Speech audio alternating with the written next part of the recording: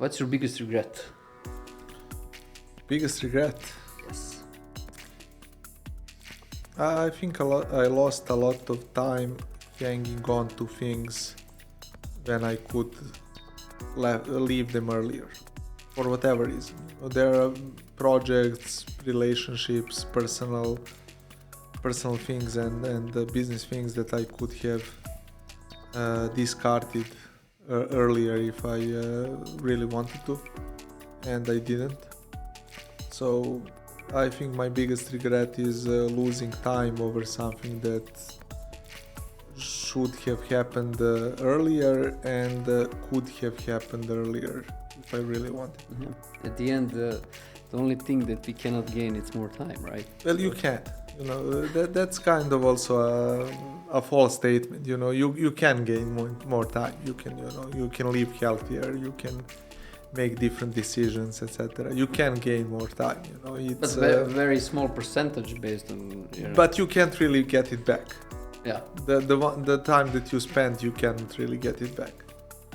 You can always get more, but, not in the real sense. How would you like to be remembered? I'm not sure if I really liked to be remembered. Really? Yeah. I think that's. You will be for sure because you managed to. Well, yeah, maybe create many different things in your life so far. I'll probably be remembered at least for a few years. Yeah. But yeah. If you can choose, by what? I think that there is a really important thing that you are spending your life on, and that is trying to build something that never existed before and have other people use it. I believe that not just myself, but we as a group, build a lot of things that other people are using. Yeah. Some people maybe know that they're using these things, some maybe will not be aware over time that they build something, that they're using something that either we built or they're building on top of something that we built in the past. But I think that's a good way to spend your life, building things that didn't exist before you. When did you lie about something last time? Today, probably. Can you remember about what? It's multiple things. Okay. No, I think that there is a really interesting situation, I think, about lies. First thing is that in a lot of cases when you're actually thinking about the future, you are actually lying to yourself. Projecting what is going to be. You are projecting things, or there is a pretty good episode in these Sandman comics, and there is now a Netflix series about it that says that without lies you actually have people with no dreams. You want people to try to present themselves in certain ways, otherwise there is no innovation. I don't know, I spoke to the team, I told them, I think 2 hours ago, I told them I think we are launching a new brand on Monday. We are not. But I told them this. The good thing is this, because we are recording this ahead, so it take time to no, they already realized. They saw it through your life. No, right? they already realized. No one believes me. But in that manner, I think that there is a correlation between imagining things and lying. Yeah. In certain ways, I think that is a very interesting correlation. When did you last time change mind about something important? Define important. Let's say business-wise or product-wise or something. Or you can go with something important for yourself. It doesn't matter. Yeah. I think that in the last few months, there are more and more people believing in the future of Web3 technologies. I'm not sure if I see a lot of people coming to me and telling me, I didn't really believe in Web3, but now when I see these things, I really believe in it. And you were there, like 5 years ago, 7 years ago, and you believed in these things. And I'm like, no, I didn't. because I believed in Web3, but I didn't really think that Web3 is going to go down the same direction that they believe that it's going to go. Yeah. And these things that they recognize and now believe in are not actually the things that I believed in. And I think that's a very interesting situation in general, because now a lot of people are considering that success. I had this talk at Coponic Business Forum, when I was a part of a panel and we were discussing things, and they told me, okay, you went into Web 2 kind of early, you went into Web 3 kind of really early, you went into these different things, and what do you think is the next thing? How do people figure this out? And I said, probably the next thing is Web 4. It goes incremental, and it's, the only trick is actually understanding what Web 4 is actually going to be. Even with Web 3, I'm not sure we really know right now. It's not just about web technologies, it's about everything, understanding that there is going to be a revolution is not the same thing as understanding what the revolution is going to be, and it's not the same as actually creating the revolution. I was very rarely the person to create the revolution. I was usually the person to recognize that there is a revolution actually happening. And to ride on that wave. Pretty much, yes. Yeah, I think I spoke to my first employer, so to speak. She was the CEO of the company I used to work at the time when I was 19. I was talking to her a couple of years ago, and I told her, I've been to startup world, I've been to corporate world. I believe that my comfort zone or sweet spot kind of is managing a company that is maybe 50-60 employees. And she told me that is the stupidest company in the world.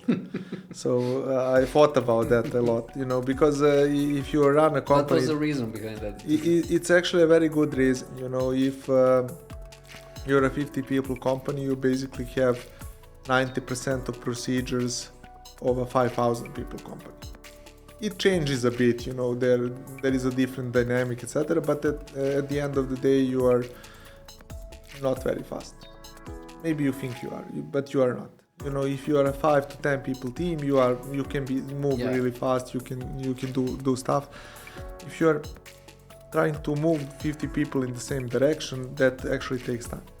So you already have a lot of how would I put it? You already have a lot of friction, when you are trying to move into a certain direction. Unless you are, you own slaves, and then you just tell them and it happens, which they told me is not legal anymore. But it's not legal anymore, at least not in the part of the world where we live in. And the problem with that is that when you grow and you become a 5,000 people company, you are still slow, but you have inertia working for you. You have a momentum, when you go somewhere, it kind of moves the market. You can optimize, etc. With 50-60 people, you cannot optimize really, and you have zero inertia in a positive sense. You just have the bad effects of inertia as such.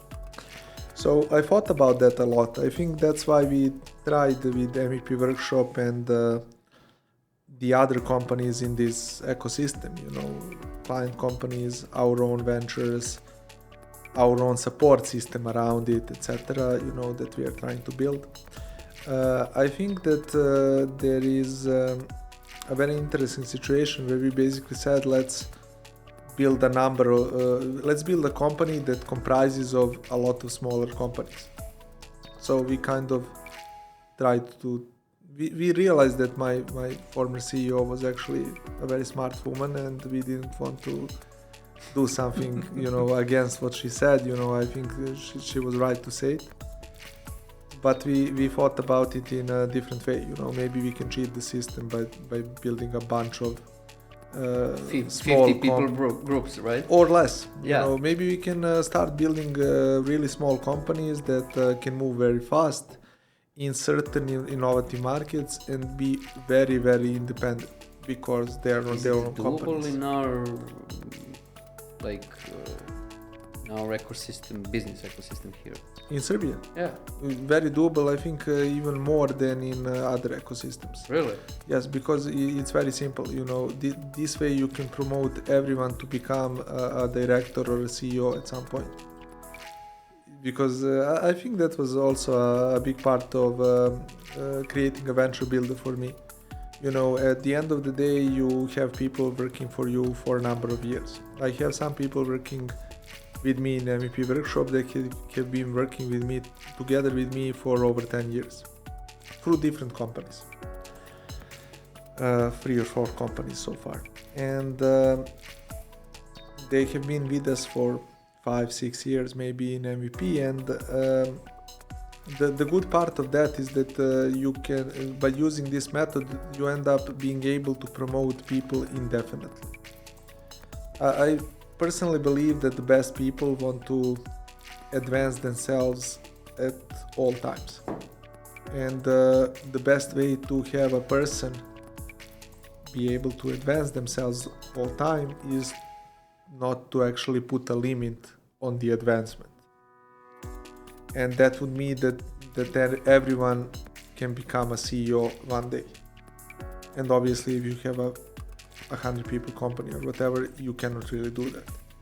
First of all, you are not going to be the CEO anymore, but then only one person can come in again, after you. But when you are building a venture builder ecosystem or a company, you actually are able to create a number of CEOs because you are creating different companies they can manage. And then the size of the company, is basically based on their own ambitions. Maybe I don't want to manage a 5,000 people company, who knows? But maybe, one of these venture founders that we are finding, maybe they want to learn how to do that. I'm not going to stand in their way. Of course. You need to enable them, right? Yeah, I'm not sure I'm going to be the best person to tell them how to run a 5,000 people company because I never actually did it. But, And you don't want to do it, right? I don't really have the desire, I read about it. I can, tell them from books. But yeah, I don't really see myself as being that person.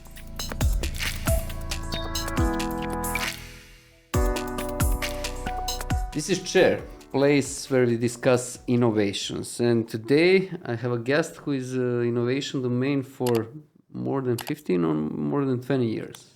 Well, I've been building software products for about 22 years now. So 2 decades. Well, for me that was innovation or even more, but maybe, who knows, maybe I'm wrong. Ivan Bjelajac, welcome to Chair.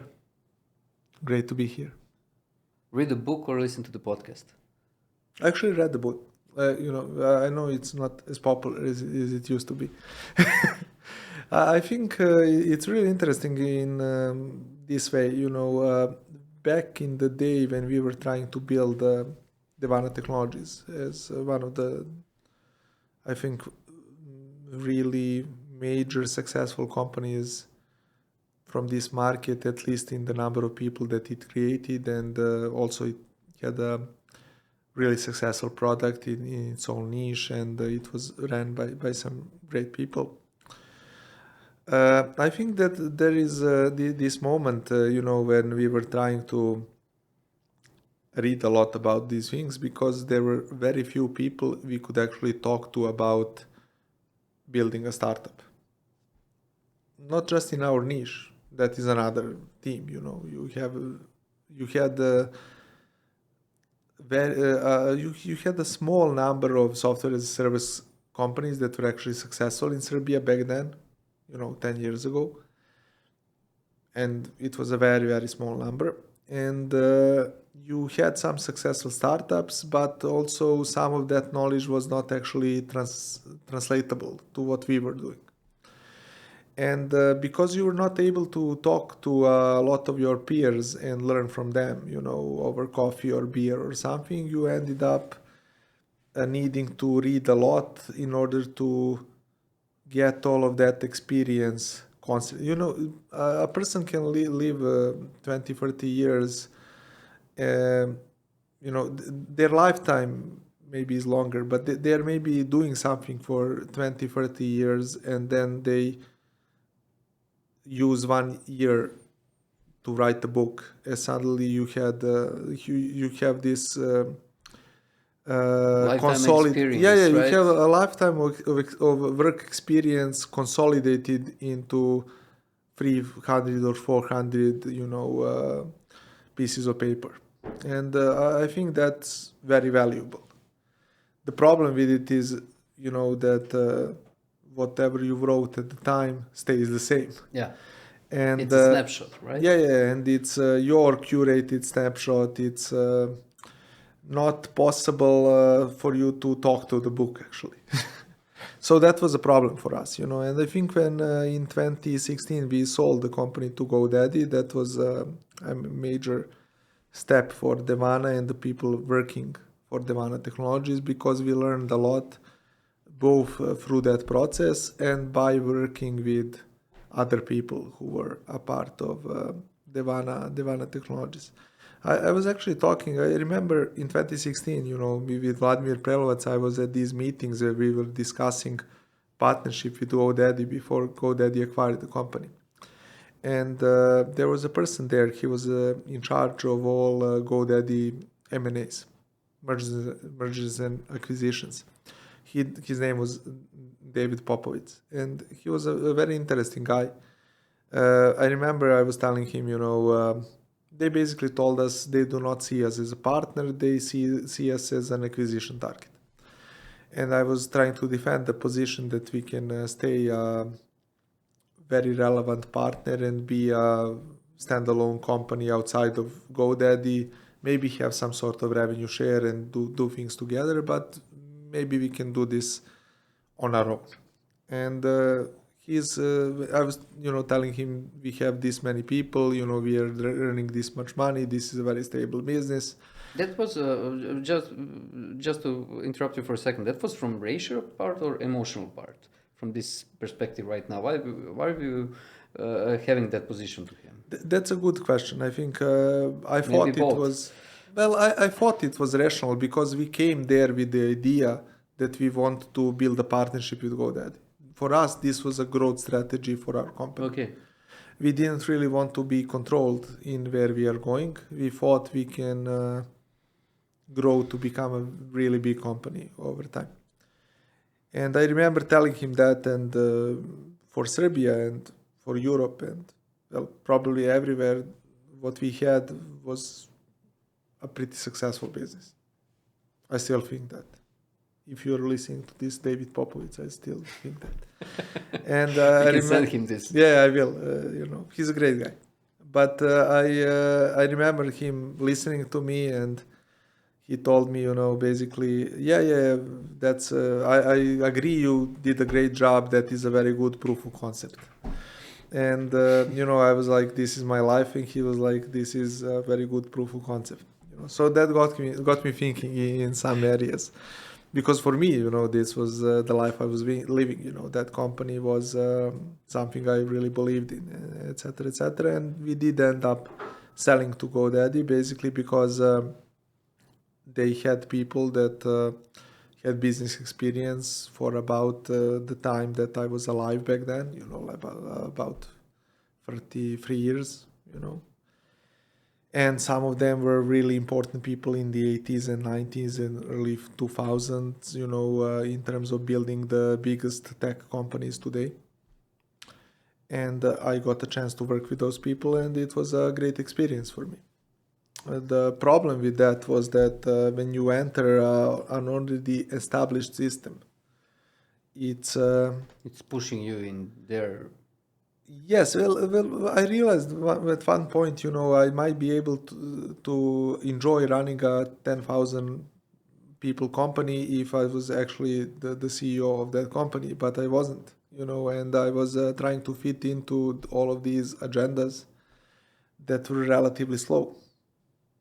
And not just that they were slow, but the primary, profit margins and the way that GoDaddy earns money.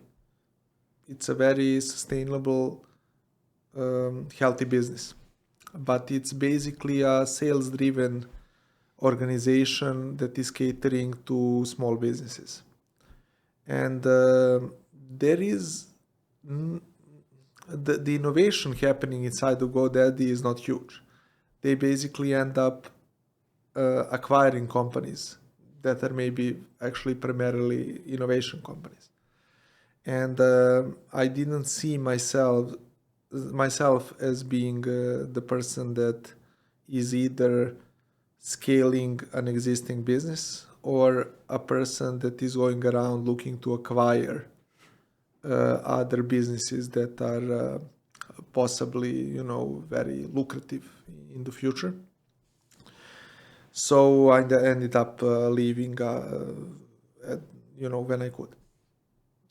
For the first year, I was trying to understand my role in this system, and then I realized that There is is not. no. Maybe there was, but if all of that happened 20 years from now, Yeah. and my ambitions were different. I was still very focused on this idea that I want to be actually the person that is building new products, not And I managing want the to concentrate portfolio. just on that because to go back one step, how you guys make that successful product at, at the end, GoDaddy? I think we were able to do it because we were very focused on the end result. Building a company that can do this. Vladimir Prelovec was in charge of that as the CEO and the founder of Nemanja. And the other reason is that we were all really early in the WordPress market, and Vladimir especially because he was actually basically one of the first successful developers that focused on WordPress in general. He was the first person to write a book, together with Pact Publishing about development of WordPress plugins. He was one of the reason why he was able to do that was that he was one of the most downloaded and famous WordPress plugin developers at the time. So he was basically, it's debatable if he was better than everyone else, but he was in this market before everyone else, and he was very, very good. So that made it easy for him to make a name for himself. Yeah. And when he launched the product, a lot of people at least wanted to try and use that product. And over time, that's also how we entered Web3. I think in Nemanja and through our previous experience, we learned that there are certain technology or regulatory or, human behavior driven waves that just happen. And the companies that are the first ones to catch those waves end up doing really well. And when I left GoDaddy, I was basically trying to figure out a way how to build a company that can catch these waves. I think that there are two important things there. The first thing is we are trying to push this mantra that if today is the right time, then that probably means that it's already too late. If already this is something already recognized by other people, then maybe That's we are it. actually Just maybe, leave it. well, maybe you can still do something there, but it's actually not going to be as important to your growth as it might be. And if you caught it earlier. And the second thing is that you need to have a volume of these things. you want to catch a new wave every 5 years, then you can do it as a person. But if you want to be the one already at the forefront of these innovations, if you want to understand them as they're happening, if you want to have this as a planned process, then you need to explore different technologies every year. So it's a numbers game, actually. I think yes. Right now in Web3 we are probably monitoring over 150 different Web3 technologies, and we are trying to understand how mature for the market they are. And we are trying to enter early those that are not mature for the market yet, but where we do believe that they have the potential. And that does require a lot of upfront investments in R&D as such, and it is a make or miss game. You can of course make mistakes down this road, but I think and you will, of course. We will, and especially if you're trying to scale this, you need to make more moves. If you're making more moves, you might be making more mistakes. But at the end of the day, I think it's very profitable because it puts you in a position where you are actually able to not really maybe understand before the market every move that's going to happen, but you understand the spectrum of moves. In many cases, we actually earn money not by validating a certain idea, but by devalidating a number of different ideas and understanding that these are actually not the directions we are going to go into. And find the direction that...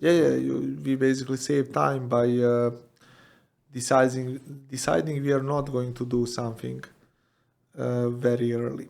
And maybe we revisit it at some point, but I think that's the main thing. If you want to choose a thing to deep dive into, you need to have a really big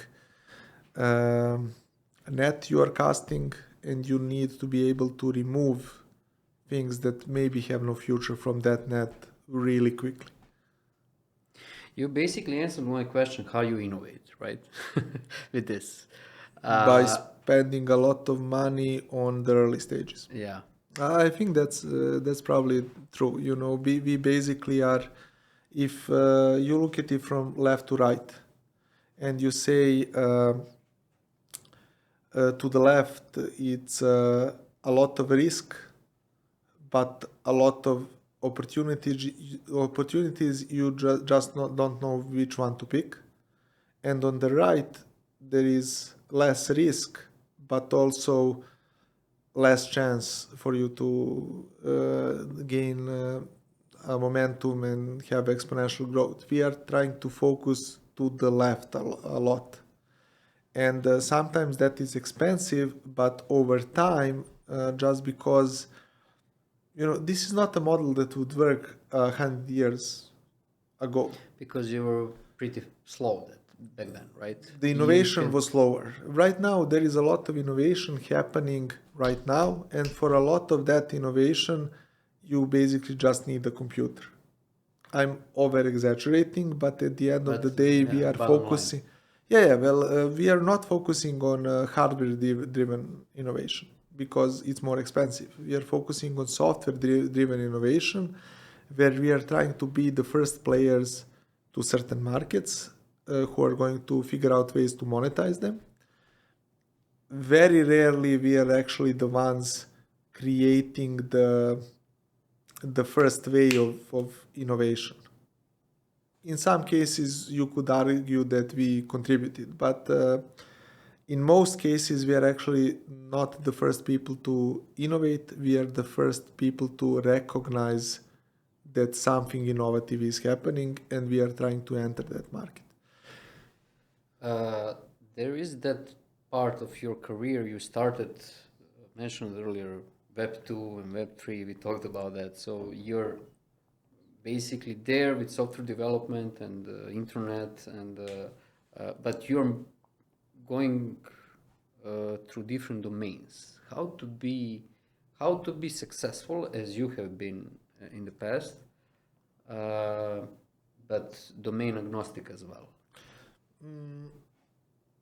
Well, I think it's an interesting question for two different reasons. First reason is you said being successful. I think I'm very good at bringing things from 0 to 1. Yeah, if define success like that, Yeah, exactly. yeah, yeah. I think I believe that there are many people that are probably more successful for me, at least money-wise, that are really good at recognizing things when they reach, the one stage, and they scale them to um, through early adopters to early majority, and then to mainstream adoption. And I don't think that I'm probably the best person to reach mainstream adoption. In some things maybe I was able to do that, but I do not have a system how to do that. That is something that might happen. It's not something that is really a part of my career path. I think we were really good at bringing things from 0 to 1. And if you believe that a person that is really good at bringing things from 0 to 1 and then letting someone else do it after that is successful, then yes, I or me and my partners have been really successful. I think the important part of that is learning when to let go. And my personal passion is on this side when I'm not managing huge projects. It's more when I'm managing innovative teams. And that's something I like to do. So I guess that's a part of the reason. The second thing is that people talk a lot about us as successes right now because in the recent past, there have been a number of projects that were successful and a lot of people are talking about those projects. There are many projects that we did, quite a few projects that we did that were not as successful, and we spent a lot of time on them, and I believed in them in the same amount that I believed in some successful projects, but they didn't really pan out. So if, over time, people have a tendency to just see your successes because they are the ones that last longer. And the projects that died are not usually mentioned, and that's really not good when you're counting statistics. Because what does that actually mean? It will give you you are learning about survival from people who survived, and all of the dead ones are not saying anything. and in many cases you can actually learn a lot from those. And I think that's something I learned over time. When things are going well, everyone is talking to you, and they're labeling you as a success. But at certain points, when things are not going that well, people have a tendency to also say, yeah, well, look, it's really not, he's really not as smart as, everyone thinks he is, or something like that. And both things are true. That's the problem with it, because you cannot argue with either. It's just the narrative that happens around it. Yeah. I believe I've been able to build a good life by building innovation platforms, and for me that's good enough. Is this the best way to do it overall? I'm not sure, but I think I was able to do that pretty good. Now, in recent years, you're in blockchain, and that's something that's your focus. And you just mentioned earlier that you don't want to get into something that is mainstream. But is the blockchain becoming mainstream right now? Yes and no.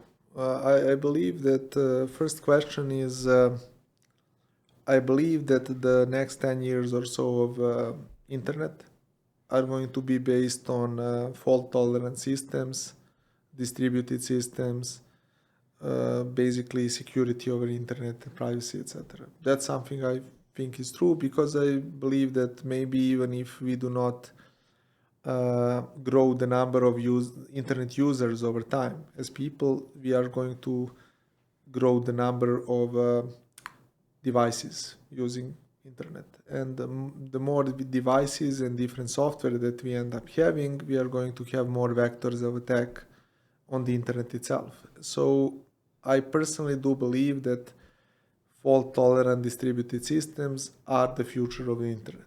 And everything I'm imagining in the future is based on this assumption that fault-tolerant distributed cryptographic systems are going to drive the future of the internet. If someone doesn't believe that that is true, then probably nothing that I'm talking about makes sense. So that's the base point for me. It's an axiom in a certain way. We can discuss it if it's true or not, but at the end of the day, all of the assumptions I'm personally making are based on that assumption. And when you go from that point, I'm not sure if blockchain is the future of the internet. I'm pretty sure that decentralization, distributed systems, cryptography are the future of the internet. Blockchain basically says that there is a set of ways how do you achieve that, and that set of ways is based on distributed transactional databases. And maybe it isn't, because distributed transactional databases are actually a very slow and expensive way to have a database. So you're saying basically that based on those premises, some new technology can emerge, that it's not a blockchain. Maybe it will be blockchain, and we will have layer 2 and layer 3 technologies. I personally have beliefs that it's never going to be a single network of any sort, but it can be blockchain, but it doesn't have to be. If we would have a technology tomorrow that would offer the same benefits but eliminate all of the problems that blockchain is creating, then I would stand behind that technology from day one. I'm very pragmatic in that way. I do not pick favorites on the long run in the same manner. I don't think that blockchain is the most efficient way to do this. It's the best way we have to do it today. And if someone thinks of something better, we are probably all going to translate to that over time. When we talk about blockchain, of course, lately those hype about NFTs. What's your point on that? Where is the value there? People are talking about NFTs. I think they're actually talking about digital art. So that became like a synonym, but it's not, right? So I don't think it is. NFT as a technology is basically a way for you to have a token that represents something unfungible and something that you cannot really divide. It's maybe a digital twin of this glass, or a digital twin of this painting, or whatever, and all of these things are really great when you are talking about supply chains or value chains, etc., because they let you have a tokenized or digital representation of something that exists in our world, digital or real world, and that something is not really dividable. It has a certain level of uniqueness, and you can have a lot of business cases that you can tie into that. Obviously, a lot of those business cases are actually reliant or on a large scale unit economy, and then you have a problem because blockchain is maybe not able to sustain that in the same manner. And also like with blockchain and also with AI and machine learning, you have the same problem, and that is garbage in, garbage out. So if you do not have soundproof ways to enter data into these ledgers, which are NFTs or classical coins or whatever, you have this problem when you're not actually able to get real value out of it, because the bottleneck is actually the person or the entity entering the data. And blockchain is not really solving for that. It's just solving for the problem when it already became the part of the digital world. Yeah. I'm not against NFT art for multiple reasons. The primary reason is that I believe that there is this emergence of meme-driven culture or meme culture in general that is happening already. There are some serious people, thinking about this, etc., etc. And I do believe that meme culture as such is going to be a part of our lives for a long time. Probably, after you and me are dead, unless something really weird happens. And we don't really have to understand it. I'm 40, I don't have to understand that completely. I just understand that there is a change in culture happening where I could see people seeing NFT art or digital art in the same way that our generation or people older than us saw post stamps, or they saw work of art that was done by Michelangelo or someone, because they have this translatory value that this is something that very few people have. There are certain collectors that want to buy it, etc., and they believe that over time the value of this is just going to grow. To me, that makes complete sense. My problem is that I am not a philatelist. I'm not a person that is actually going around buying stamps, and I'm not a real big art investor. So how do people actually measure that, and how many of these people there actually are? That's very hard to say. I am not one of these people, so I cannot speak for them. There are certain people in our company that understand, this market much better than I do. I personally am not a strong NFT art believer just because I do not see myself as an early adopter in that. So maybe I personally miss that, but hopefully as a company we won't. We have 2 internal startups dealing with NFTs. But idea behind it, because obviously the art and the collectibles are very good use case for this kind of technology. But it must be others, right? So there are many others, other pieces, of value chain where you can use an NFT. In terms of art that basically put out idea of NFT technology there. I personally think that the biggest use case for NFTs is still supply chain. But supply chain is something that's like long fuse, big bang. Yeah. So you need a lot of things to happen in digitalization of supply chains, and these things are probably 5 to 10 years away before you actually have NFTs as something extremely important, as as a really important part of supply chains. If you are asking me, are NFTs going to take over the supply chain industry, I would say yes. If you are asking me when is that going to happen, I would say maybe 5 to 10 years.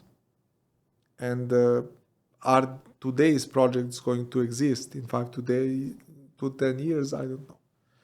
But when we are talking about NFT art, which is the primary use of NFTs today, I'm not against it because, when you look at people who are invested in the art pieces a couple of 100 years ago, these people are rich investors.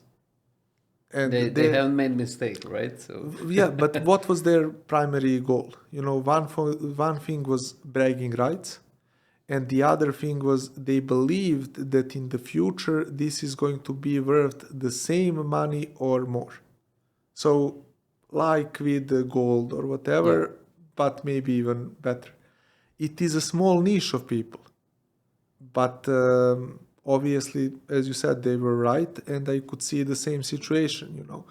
Certain people who are wealthy want to buy very expensive digital art pieces, and they believe that in the next iterations of our universe, these art pieces are going to keep or grow their value. This is not like the most sound investment strategy ever, but it's it's something that's very possible. I'm not going to be the judge of that. and if I ask you for investment advice, so crypto, NFTs, or people? Well, certainly not people. you know, yeah. But the reason why I'm saying that is I believe that the job market is going to change.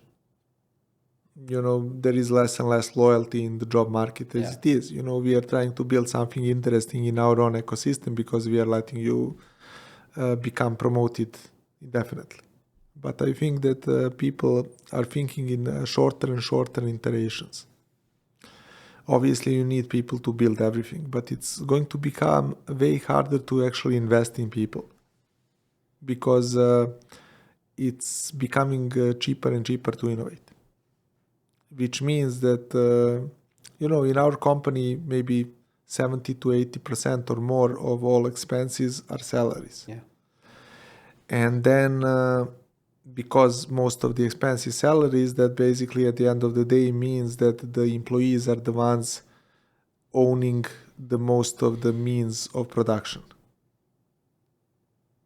So at the end of the day, investing in people is... of course good because they are obviously the biggest part of the value chain. But I think over time they are going to become more and more independent. And so it's very debatable what are you considering when it comes to investment. It's very hard for a company to know how long they can actually keep these people around. And the second thing that you said, is it NFTs or crypto, etc. I believe that there are certain blue chip projects in crypto and in these other spaces that are going to keep their value over time.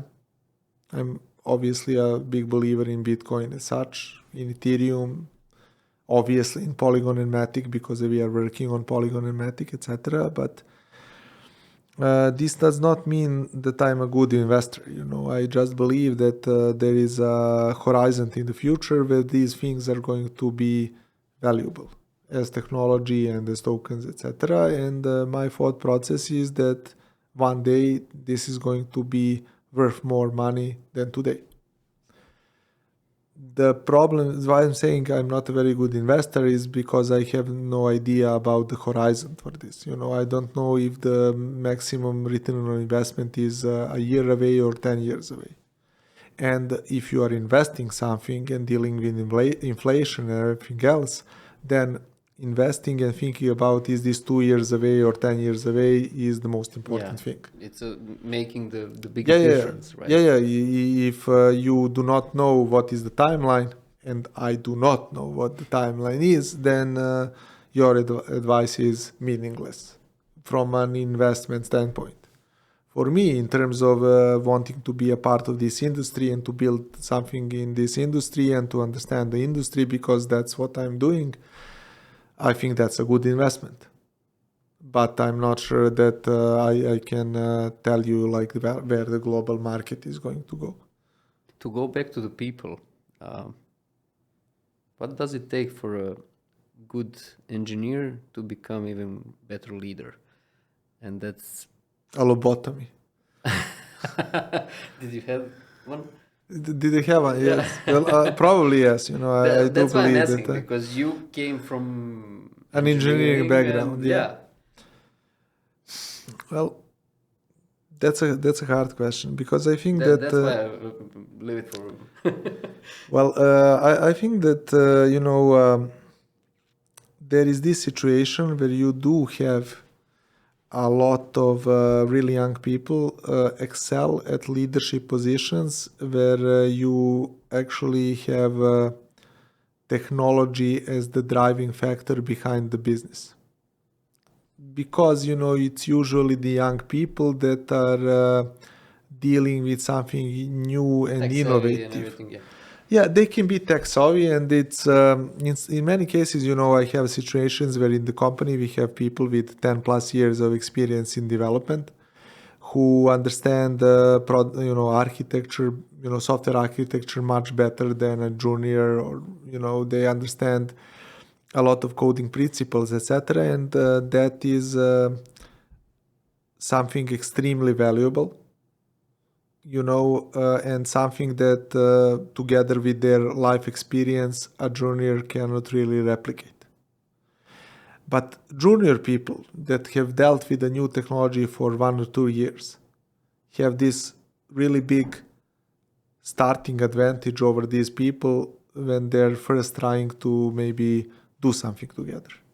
Because they're like, well, I tried these new technologies before, you haven't seen them.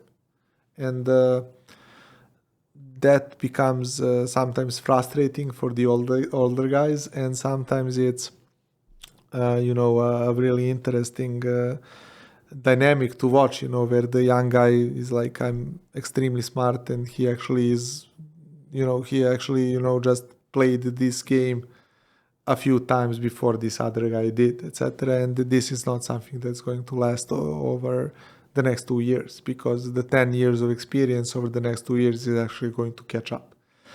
But it's an interesting dynamics, where you're really dealing with new technologies, and you have people who are really good in experience, understanding the fundamentals, entering this, and you have these young people who basically just played around with it and just know the answers today because they did it for a while.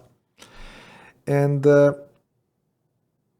in general, I think that's something that ends up driving most of innovation towards young people, because they have the time to play around with these things while they're on college or whatever. Yeah. Personally, I would like to create an organization where you can do that all the time, no matter of your age. Or experience, because I'm looking at it from my standpoint. When I started working, and I was young when I started working, I had a lot of energy. I made huge numbers of mistakes, and I was always trying new things. Today, I'm trying to be more efficient. You cannot experiment and try to be more efficient at the same time. Yeah. And when I started, being more and more in tech leadership positions, I started having less and less time to actually try and build the tech or implement the tech myself. And what that meant is that, after a couple of months, even if I did something, it would just get rewritten. And that's why I think, most programmers actually don't stay programmers in their late 30s or 40s or 50s. They end up going into management or project management or leadership positions or tech executive positions, etc. Because if you're actually good at it, at some point you are getting asked about different things. You start having different interests, and you start having less time to just go around and play around with tech. And at that point, you probably just need to realize that.